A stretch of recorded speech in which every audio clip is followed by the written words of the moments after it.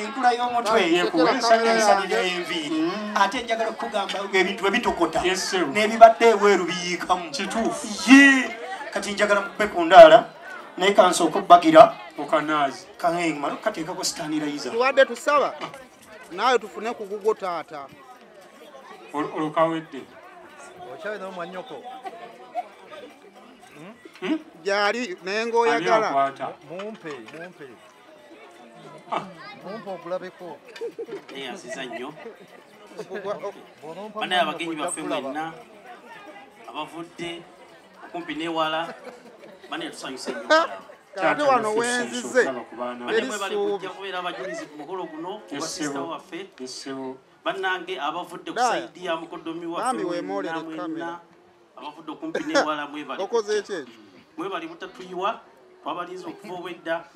mwebali kuuma budde ne mujja nemuweesa mukolo guno ekitiibwa amiina katwekubye mu ngalo ziwulire yakunyiiga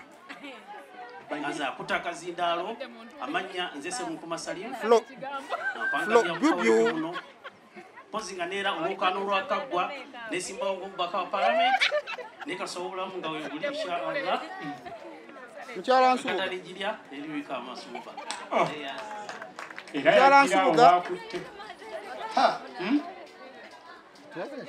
nga tali mu ntebe eri nga yagirawo solojja omukkiriza abaana bange tubawe engalo anfuneyo n'abaana ab'obuwala abo nabo bajje bakwe ku ndaala ku lw'abannaabwe bali abalala naye bo bajje omutendera gunagobuuseeko bano be balinga ensonga zonna zonna mwaleese ebbaluwa bamaze okugirengalenga bagituteebulenga oluvannyuma eryo keetuuka ewa bantu wakayimba baddeyo obedde owogganira ki excitement yaki obaye tokikkiriza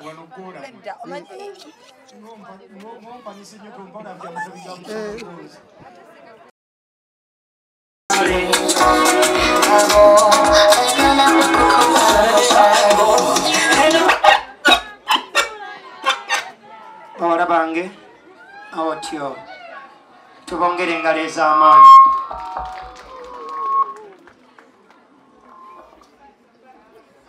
temulinze kamansukira owaayi obwangu obungi tebubasibye ente ku ggaali bawala bange bannange bwe mufuba tuse muyise n'ewaka sambya bazimaze dda ntoolaako selekita. Assalamu alaikum wa rahmatullahi wa barakatuh. Wa alaikum salam wa rahmatullahi wa barakatuh. Sanso balamas. Kale banyawo. Neno twasuze tulowoozayo bulowooza. Tukigadde tukiwe engalo ez'amaanyi.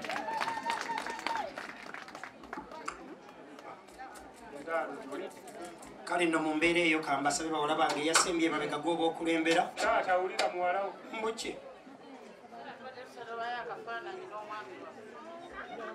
obudde kale mukyangu ye naye obudde mikolo eyite mu bwango